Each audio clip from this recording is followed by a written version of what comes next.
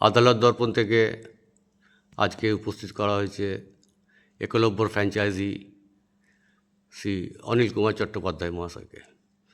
নমস্কার। নমস্কার। তো আপনি এই যে আমাদের আগামী 11 তারিখ যে ক্রিকেট খেলার আয়োজন, 10 তারিখ খেলার যে আয়োজন যে করা হয়েছে, তার মধ্যে আপনি একজন স্তম্ভ বলা যেতে পারে। গোটা পরিচালনা করা, সঙ্গে থাকা, গোটা ইউনিটটাকে নিয়ে যাওয়া এবং সেটাকে সাফল্যমণ্ডিত করা বিগত 4-5 বছর ধরে। তো এবছরে যে খেলাটা অনুষ্ঠিত হবে তাতে যদি আপনি কিছু বলেন যে কী ভাবনা চিন্তা আছে বা কীভাবে।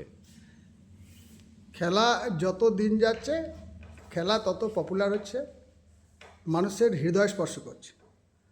আজকে আমাদের প্রচেষ্টা, ক্ষুদ্র প্রচেষ্টা নিয়ে যেটা শুরু করেছিলাম, সেটা কোর্ট ছাড়িয়ে, কোর্টের প্রাঙ্গণ ছাড়িয়ে কোর্টের বাইরেও চলে যাচ্ছে। এমনকি আমরা সবথেকে বড় কথা, আমাদের রিক্রিয়েশন ক্লাবের বড় উদ্যোগ যেটা, আমরা রিটায়ার্ড পার্সন, অবসরপ্রাপ্ত কর্মচারী যারা, তাদেরকে এখানে আনতে সক্ষম হয়েছি। তারা একটা ব্যাপক অংশ এখানে আসছে। কানলা কাটোয়া সাব ডিভিশন থেকে প্রচুর মানুষ আসছে এবং লয়ার্সদের একটা বিরাট অংশ সেদিন একদম উপস্থিত থাকছে।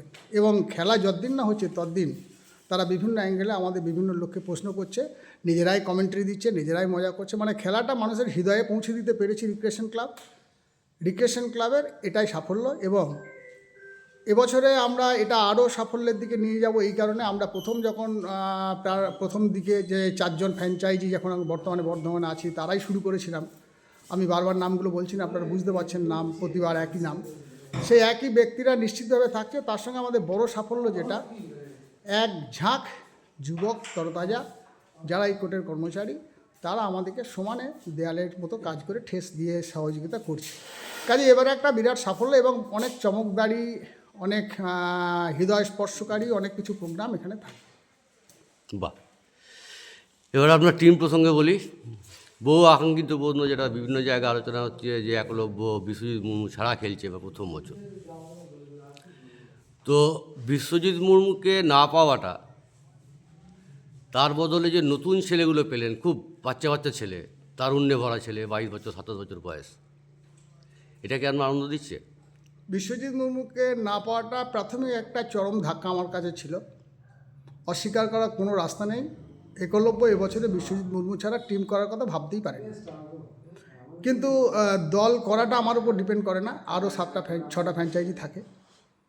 কিন্তু তারপরে বদলি যে প্লেয়ারগুলো আমরা পেয়েছি, সেই প্লেয়ারগুলোর সম্বন্ধে আমার ম্যানেজার বলে দিয়েছেন যে তারুণ্যে ভরা, অত্যন্ত এনার্জেটিক। আর সত্যিই তাই। কাজেই দল নিয়ে আমার এই মুহূর্তে আর কোনো ছুতমার্ক নেই। কতটা কনফিডেন্স? 100% কনফিডেন্স। কিসের ওপরে? আমার টিমের একতা, তারুণ্য, তাদের পারদর্শিতার উপরে। আমরা প্রথম খেলা মা অম্বিকার সঙ্গে। মা অম্বিকা, বিভিন্ন যে আপনার হোয়াটসঅ্যাপ গ্রুপ আছে, সেখানে সবাই দেখাচ্ছে মা অম্বিকা চ্যাম্পিয়ন। আপনি পড়ছেন? খুব ভালো হচ্ছে।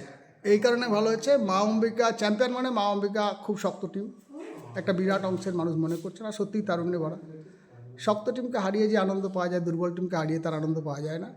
কাজেই আমি এটা খুব এনজয় করছি।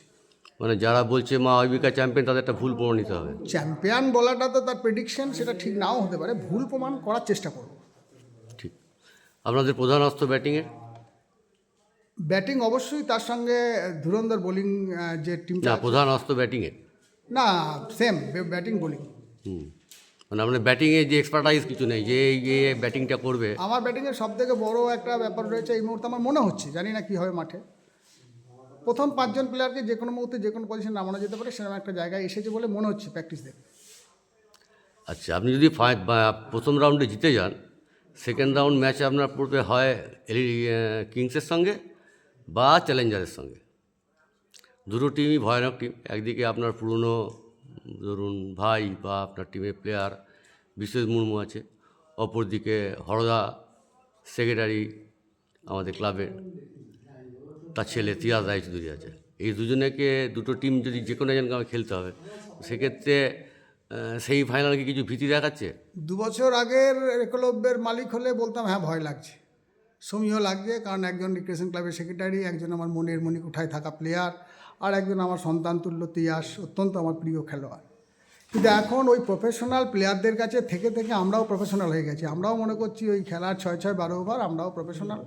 অনেকটা পেশাদারিত্ব এসে গেছে আমাদের নিজেদের অজান্তেই।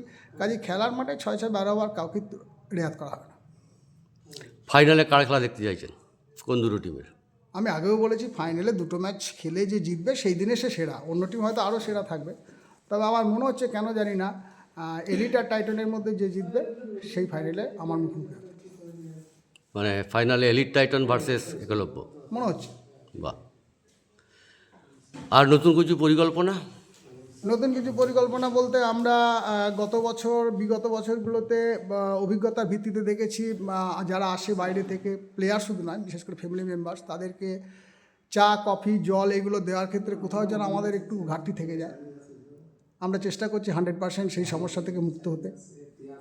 মেয়েরা যাতে আসছে ওইখান থেকে, দূর থেকে, তাদের যেমন খেলা আছে, তাদের কী বলবো, এনজয়মেন্টের জন্য বলতে পারেন, বা তাদের একটা বিনোদনের জন্য দেখছে একটা নতুন কোনো আইটেম যদি স্টল ফল বসানো যায়, সেরকম চিন্তা ভাবনা চলছে।